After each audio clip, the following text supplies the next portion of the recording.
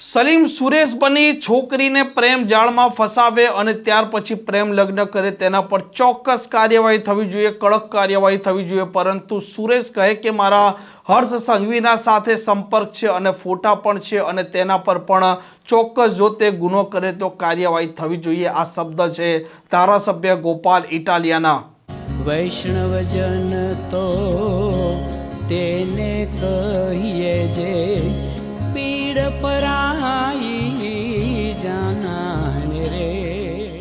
નમસ્કાર, આપ જોઈ રહ્યા છો નવજીવન ન્યૂઝ અને હું છું આપણી સાથે તોફિક ગાંચી। ગુજરાત સરકાર લગ્ન નોંધણીના નિયમોમાં ફેરફાર કરવા જઈ રહી છે અને ફરી એક વખત કહું છું, ગુજરાત સરકાર લગ્ન નોંધણીના નિયમોમાં ફેરફાર કરવા જઈ રહી છે અને આ નિયમો છે રાજ્યની સરકારે વર્ષ 2006માં બનાવેલા હતા, તે જેની સત્તા કેવળ રાજ્ય સરકાર પાસે છે। સ્પેશિયલ મેરેજ એક્ટ હોય કે હિન્દુ લગ્ન વિધિ હોય, આ હિન્દુ મેરેજ એક્ટ હોય, આ નિયમો ફેરફાર કરવાની સત્તા કેવળ અને કેવળ કેન્દ્રના પાસે છે। જે ગુજરાત સરકારે વર્ષ 2006માં કાયદો બનાવ્યો છે તેના નિયમમાં ફેરફાર કરવાનો મામલો છે। આ મામલે રાજ્યના લોકો પાસેથી 30 દિવસનું સૂચન મંગાવવામાં આવી રહ્યું છે અને હર્ષ સંઘવીએ નિવેદન આપ્યું હતું કે સલીમ છે તે સુરેશ બનશે અને આ ભોળી છોકરીઓ છે તેમને પ્રેમની જાળમાં ફસાવશે અને તેનું જીવન બરબાદ કરશે। તેના વિરુદ્ધમાં એવી કાર્યવાહી થશે કે તે યાદ રાખશે અને આ જ શબ્દો દોહરાવ્યા છે ધારાસભ્ય ગોપાલ ઇટાલિયાએ। તેમણે કહ્યું છે કે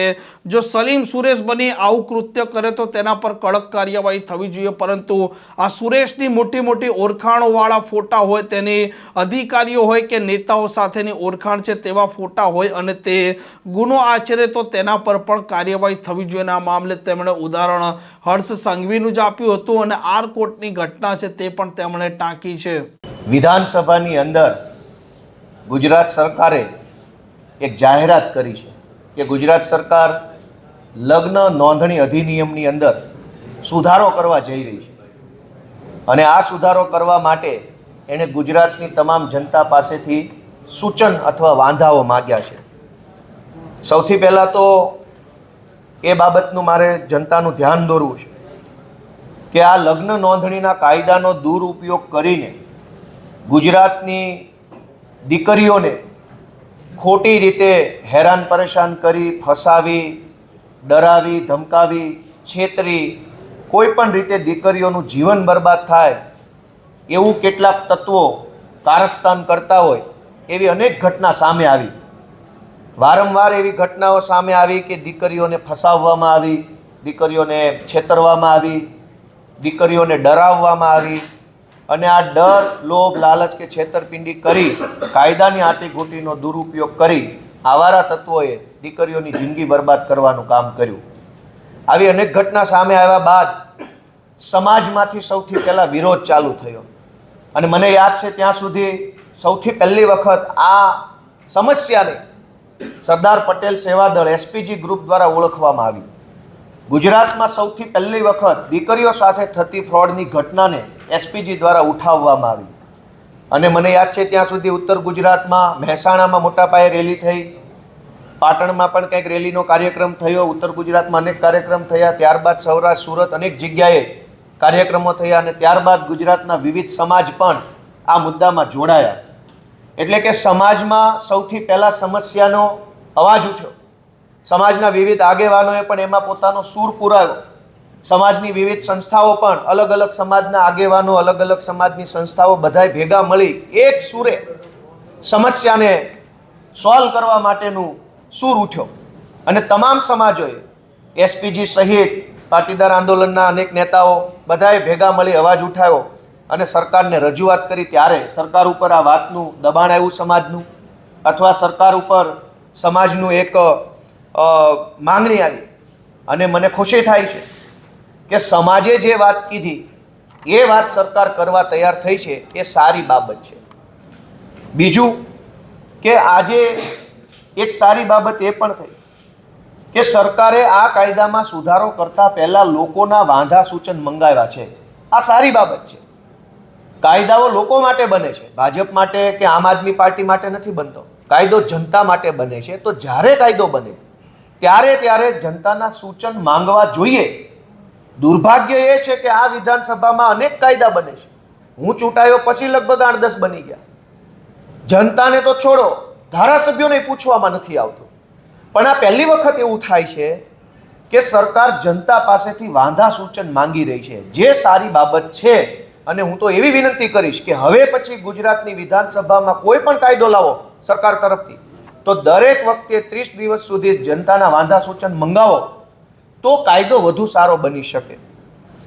આજે મારે ખુશી સાથે કહેવું છે કે સરકાર જ્યારે કાયદામાં સુધારો કરવા સંમત થયા છે, લોકોના વાંધા સૂચન મંગાવવાનું ચાલુ કર્યું છે, ત્યારે સરકાર દરેક ધારાસભ્યોને એક ગ્રુપ મિટિંગ બોલાવે અને ધારાસભ્યો પાસેથી સૂચન મેળવવા માટેની એક મેગા મિટિંગનું આયોજન સરકારના નેતૃત્વમાં કરવું જોઈએ. કેમ કે ધારાસભ્યો જનતાના પ્રતિનિધિ છે. ઓનલાઈન પોર્ટલમાં ટાઈપ કરીને નાખી દો અને તમારા IAS IPS વાંચી લે એમ નહીં. મંત્રીએ ડાયરેક્ટ, સરકારે સીધા ધારાસભ્ય પાસેથી સૂચન માંગવા જોઈએ, સીધે સીધા સાંભળવા જોઈએ. આ પોર્ટલ ઉપર તો જનતા, સમાજના આગેવાનો, સંસ્થાઓ સૂચન મૂકશે, પણ ધારાસભ્યને એવો અધિકાર હોવો જોઈએ કે સીધા ફેસ ટુ ફેસ મંત્રી અને મુખ્યમંત્રીને સૂચન આપી શકે કે આ લગ્ન નોંધણી સુધારામાં શું કરવું જોઈએ. મારે એક બીજું સૂચન છે કે ગુજરાતની સરકારે અને અમે બધાએ ભેગા મળી ગુજરાતની દીકરીઓની જે ચિંતા છે એ આપણા સૌની સહિયારી ફરજ છે. પક્ષ, વિપક્ષ, અપક્ષ, નિષ્પક્ષ બધાની ફરજ છે કે ગુજરાતની દીકરીઓ સલામત, સુરક્ષિત રહે એના માટે ચિંતા અને પ્રયત્ન કરવો. પણ વાત માત્ર સિલેક્ટિવ ન હોવી જોઈએ.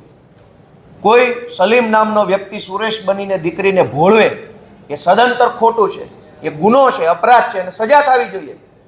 પણ કોઈ સુરેશ નામનો વ્યક્તિ એવું બોલે કે મારે હર્ષ સંઘવી સાથે બહુ ઓળખાણ છે, તું કોઈને કહીશ તો હું તને પછી જેલમાં પુરાઈ દઈશ, એમ કહીને દીકરીનું શોષણ કરે તો?